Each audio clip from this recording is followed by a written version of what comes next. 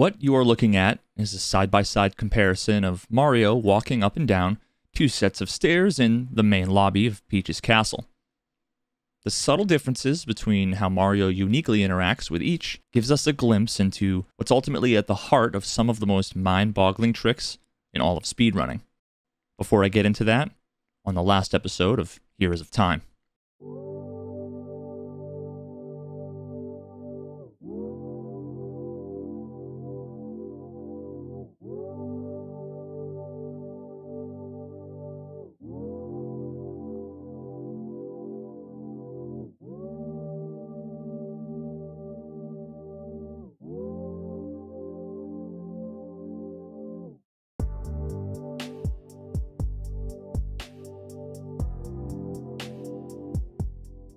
My best attempt at completing a 16-star speedrun in under 20 minutes, my 718th run, ended a fraction of a second too late.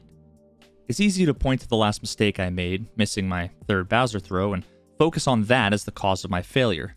But the fact of the matter is, just as much time was lost to careless mistakes and other small time losses throughout earlier points in the run. Nevertheless, this was the most bittersweet moment in all of my time speedrunning.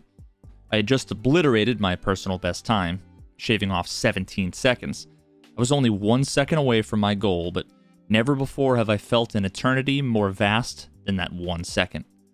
Now you might be thinking, dude, it's only 1 second. If you made a bunch of mistakes and got a 20:01, shouldn't it be easy to get a sub 20? Like, that's the case where, like, if I just do all the things that I know how to do and sequentially in a pattern and not mess any of them up, that's a sub 20, baby, you know? Just gotta do it. It is a big ask. That's why it's taken so long. Shit's fucking hard. So why is it such a big ask? Now, if you've seen prior episodes of this series, hopefully that's started to become evident. I've run through my entire progression through SM64 speedrunning, from the initial decision on what category to run, memorizing the route, learning the basic mechanics, moving on to more advanced techniques and optimizations, and the long grind towards consistency. When speedrunning a game like this, it's common to practice all sorts of different aspects of the run, grinding different tricks and repeated segments over and over thousands of times in order to chisel that muscle memory into your brain. You get to a point where you can successfully do any single trick 10 times in a row without trouble. But that's just the thing, you don't get do-overs in a speedrun. You don't have the benefit of repetition mid-run. After you warm up and begin attempting full runs, you might be playing for 5 or 6 hours before you make it past the first half of a run on good pace, so any given attempt that makes it further and further into a run, the repetition and muscle memory starts to get increasingly foggy. Now, the situation I ended up with is, at least I suspect, a pretty common one, and it can be explained like this. We can represent a speedrun like this, showing each of the segments in order from left to right on the x-axis, with the y-axis just being more of an abstract indicator of quantity. When I first started doing runs, the number of attempts for each segment is obviously low, and it tends to decrease the further you get into a run, given that when runs die, you generally don't continue. You stop and start over from the beginning. As a beginner SM64 runner, some of the segments were definitely more challenging than others, but the relative difficulties of all of them were pretty close. At this point, everything was hard to do fast and without mistakes. Now, the end result of this is basically that I have a pretty good chance of killing any given run at pretty much any given point, roughly relative to how difficult it was and how many times I had attempted it.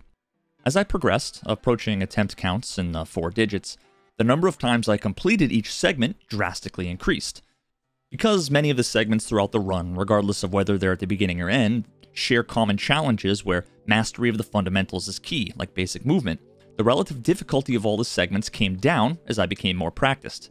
Where most of the significant peaks in difficulty existed were the one-off tricks and risky spots where mistakes weren't simply time losses, they were run killers. Now, the end result looked a little bit like this, where nearly all of my runs were making it to the very end before ending tragically in a fiery climactic explosion of anger, sadness, and regret. It wasn't pretty. Now, speaking of pretty, I can't talk about my sub-20 grind and all the heartbreak and anguish that came with it without mentioning that I wasn't actually in it alone. I had this man, AquaFPS, along with me for the ride. Both of us being veterans of Escape from Tarkov, on the side we were both dabbling with the 16-star speedrun, and we both had the same goal at the same time, to get under 20 minutes. Now, alongside our friendly little race to beat the 20-minute mark, One day we had a few races against each other live on stream. It was honestly the most fun that I ever had speedrunning, and I'd highly recommend you check out the highlight video over on his YouTube channel of the races. It's fucking hilarious. Oh, I almost just fucking died too. Me too. Literally. Oh, again, ledge grab. Oh, never mind, I did die. This is your opportunity. Yes. How did you catch spaghetti. up? Oh my god! That fucking Goomba killed me at the end. Fuck! Was it the same? It was the same Goomba that got me, dude. No! This fucking guy's out for blood. What the fuck? They want us to talk smack to each other. You smell like eggs. Sorry, did I upset you? Did I offend you? I'm sorry. I mean, that's... Did I cross the line? Did we go to high school together? What the fuck, dude? How did you know that I was the egg guy? The egg guy. I was well known for bringing chicken parm into the bathroom, leaving it on the floor of the stall. You're gonna need to pump the brakes and explain. Every day I had runs on sub 20 pace, dying to the final Bowser throws, and Aqua's Achilles heel were BLJs. I'd have folks coming into my chat while I was running telling me that Aqua was on sub 20 pace, and I'd excitedly open up his stream to see the unfortunate sight that I understood all too well.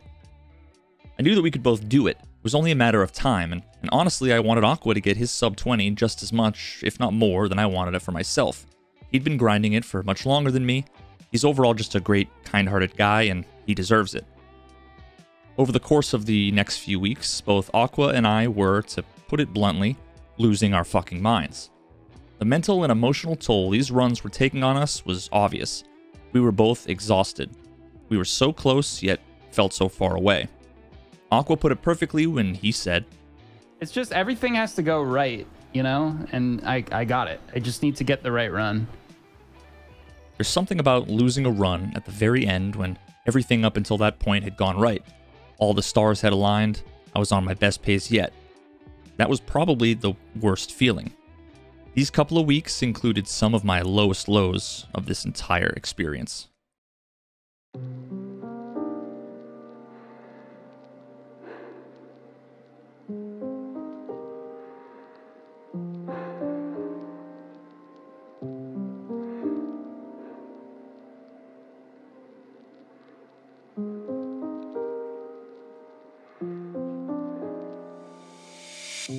I'm not afraid of the waves rolling in, yeah.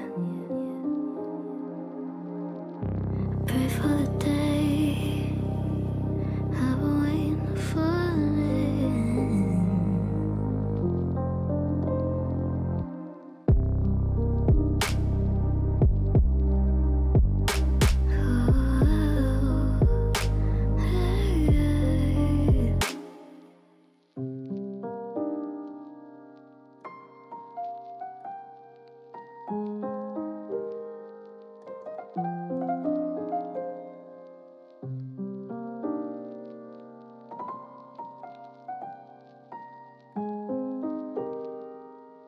Four, three, two, one.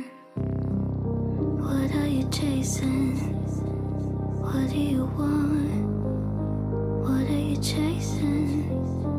Make it all stop. What are you chasing? What do you want? Yeah.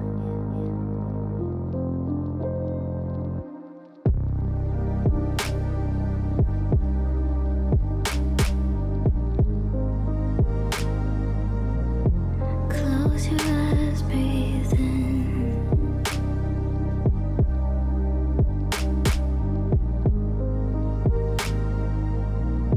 Close your eyes, breathe in.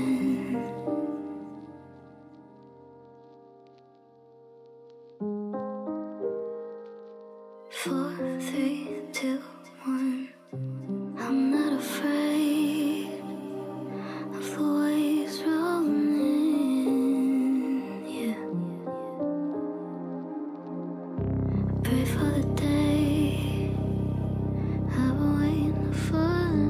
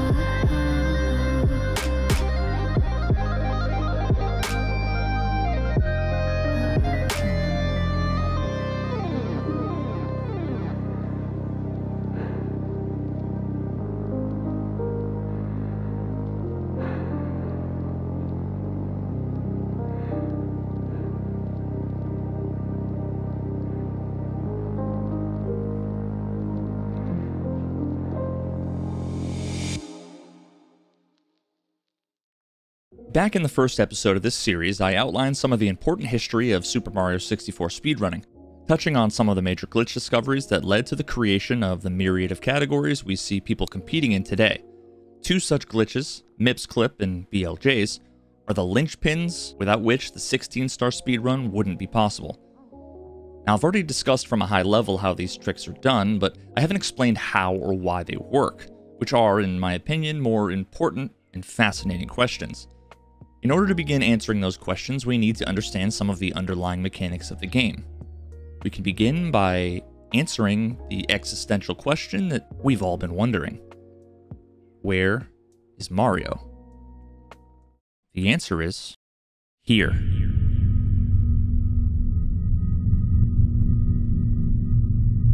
This is the void.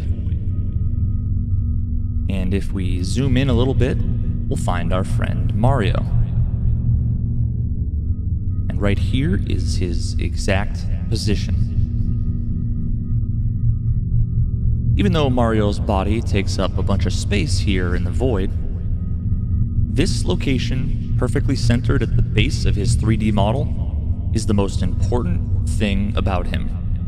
We'll get back to that in a bit. In the meantime, we have a bit of a problem. The void is cool and all, but for all intents and purposes, it's off limits. Mario is not allowed to be here, and the consequences for breaking this rule are swift and harsh. Now, fortunately for Mario, Shigeru Miyamoto, the benevolent god that he is, has a solution.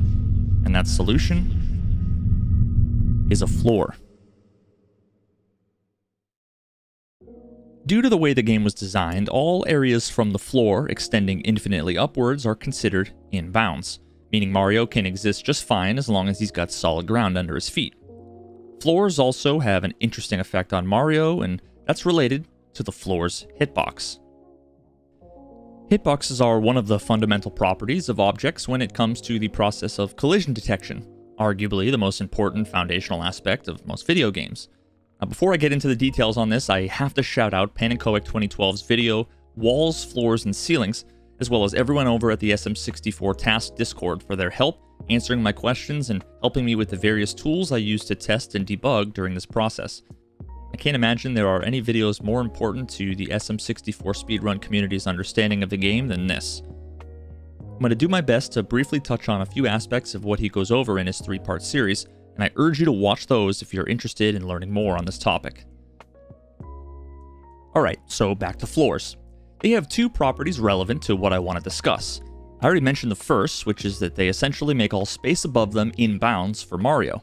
The second is that not only do they have a hitbox underneath them that both allows Mario to clip up from underneath them in some cases and prevents Mario from falling down through the floor, they also have an interesting hitbox that extends above the floor and actually snaps Mario down to the floor if he's close enough to it. Now compare that to if he runs off of a ledge that's much further from the floor. We can see these behaviors in action in two interesting and also unique examples, the ones I teased in the beginning of the video. The main staircase in the center of the lobby is actually not a staircase at all. It's a simple ramp. If you pay attention to Mario's shadow, as well as the smoothness of his movement upwards, you can see that this is just a slanted floor made to look like stairs. As Mario moves horizontally along the ramp, the collision detection process occurs 4 times for every frame of gameplay, or about 120 checks per second. When he moves, the collision detection system essentially realizes that if he were to continue 1 step forward horizontally, that would put him under the floor, which is bad. So when it detects that he would be essentially under the floor inside of this hitbox, it adjusts his vertical position accordingly, giving him the illusion of walking up a slope. Now this set of stairs over here is a true set of stairs, with the flat bits being made up of floor sections and the vertical bits being made up of wall sections.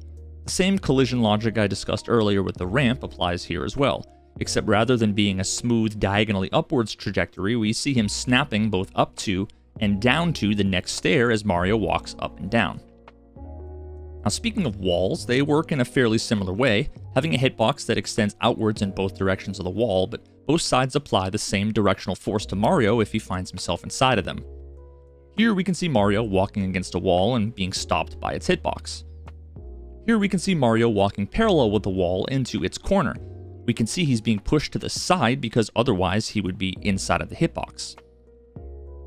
In the case of a trick like Bomb Clip, we can see the unidirectionality of the hitbox clearly if we're able to glitch our way into the cage, as we try to do in the beginning of our run. Now once inside of the cage, if we attempt to walk into the wall, we basically phase right through it, set to be on the outside of the hitbox. But of course we can't return back from where we came because the hitbox is pushing against us. When Mario throws or sets down certain objects, he's pushed back slightly based on the relevant collision detection logic with those objects, which apparently takes priority over the environmental collision detection, allowing Mario to be pushed backwards through certain surfaces like walls or doors when interacting with specific kinds of objects. And for our purposes, this includes bombs as well as MIPS. Now, it's also this collision detection process, coupled with the implementation of the long jump and an oversight in the code that handles it, that makes BLJs possible. Long jumping is fairly straightforward, although what isn't quite as straightforward is the little oversight created by whoever implemented the code that handles long jumping. Mario's forward velocity is multiplied when he long jumps by 1.5, at which point it's checked against a maximum speed cap of 48, which it's then clamped to if that limit is exceeded.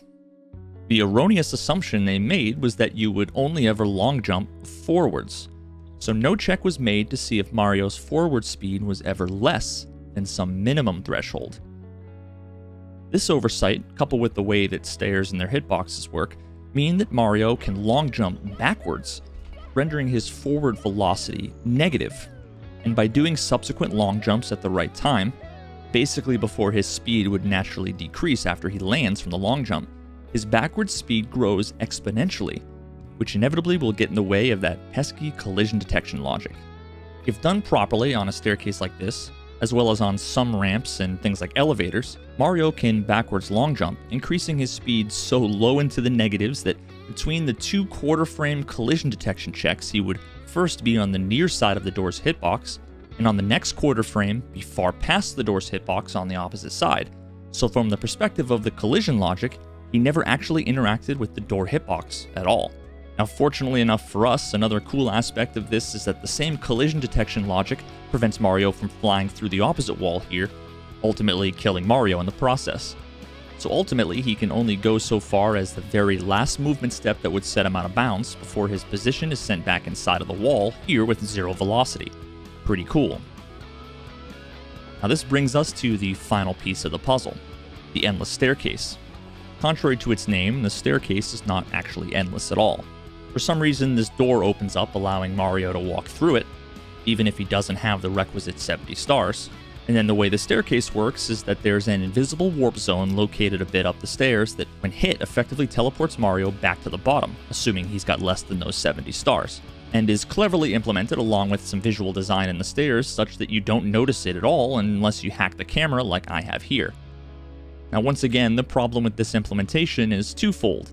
It utilizes the same sort of collision detection logic as walls, meaning that if we can get enough speed, we can pass through it without triggering the collision detection, and the fact that it's effectively endless and Mario maintains his velocity through the teleport means that we have all the time in the world to BLJ and gain the speed we need to glitch through the warp zone to the top of the stairs. Although, as Aqua would tell you, we would have all the time in the world if we weren't trying to speedrun the game.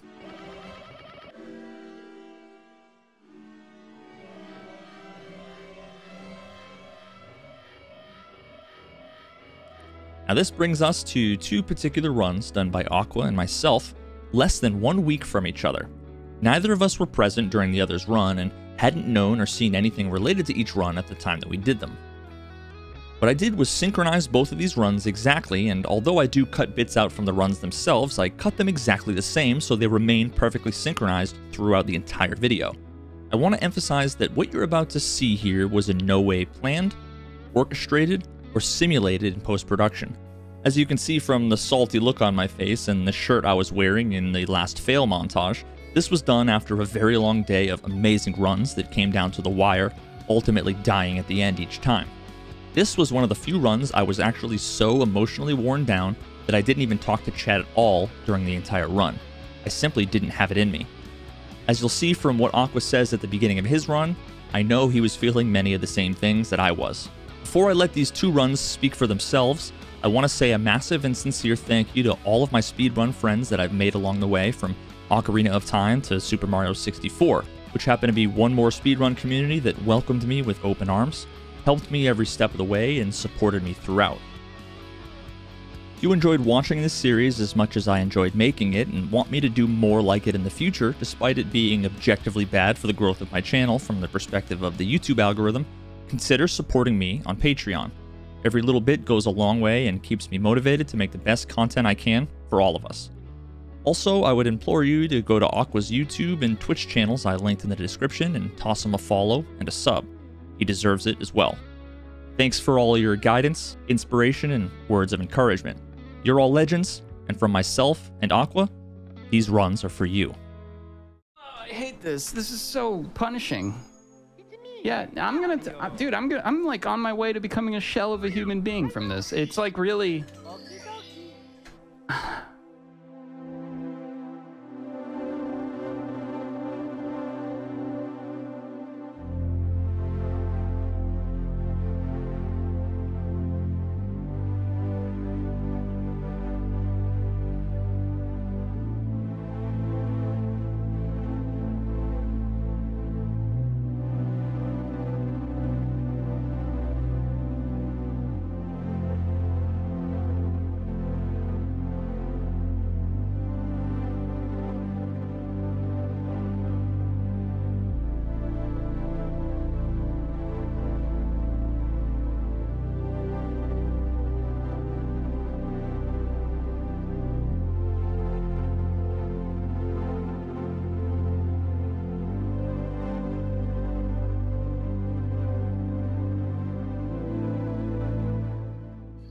Very nice.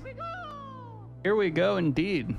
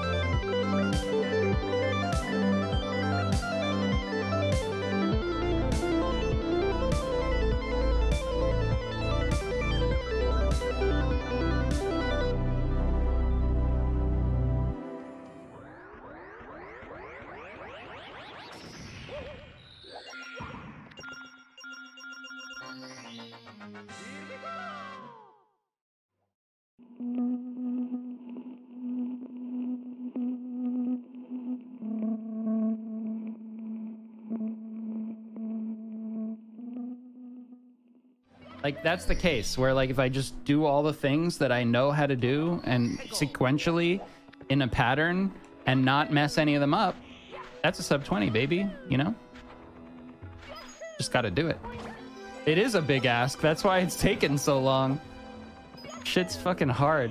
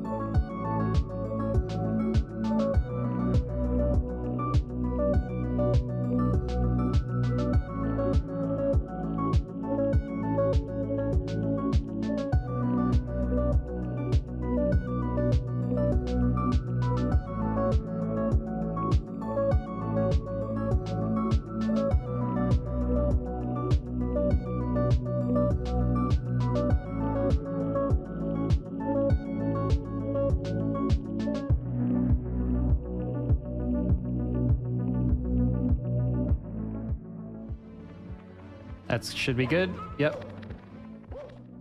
Like 20 seconds lost. Lost some time there.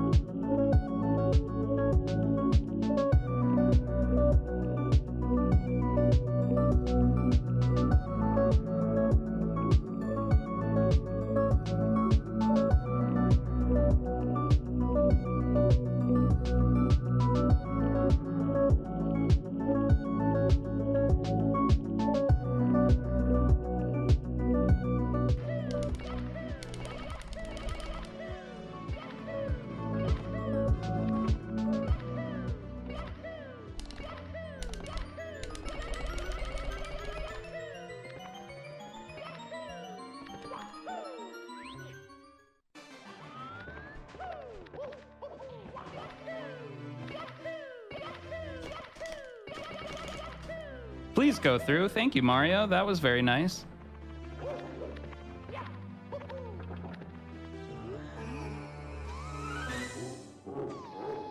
It's gonna be real tight.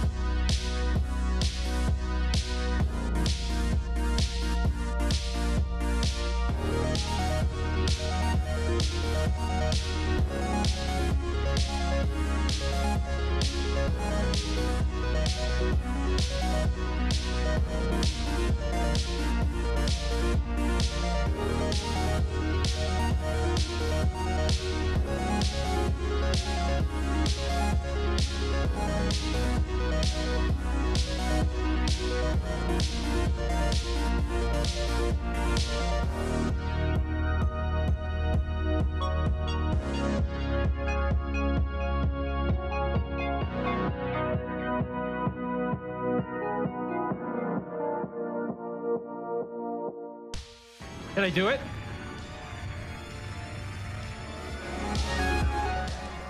I got it. I did it. Sub 20. I did it. I fucking did it. Oh my god.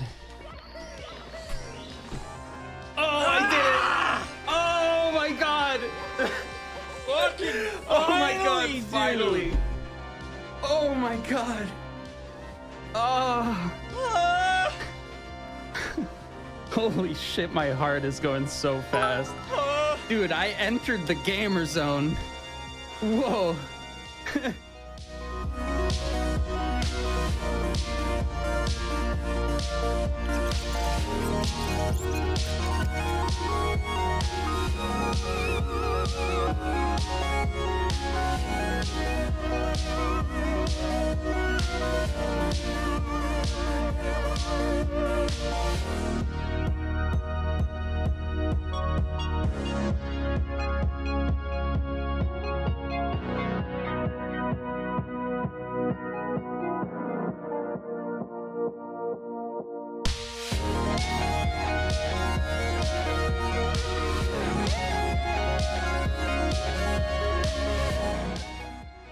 Dude, finally!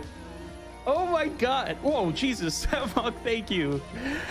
Oh my god. It's been like 9 months. This was my goal, to do this under 20 minutes, and I fucking did it. Dude. I'm so happy. I'm so happy. I can't believe I did it.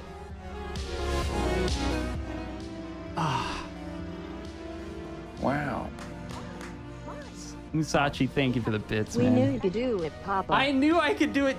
Somewhere either on the See, wall I or knew the it. window. I knew that you could do it today. Maybe I am a little bit of a gamer, you know?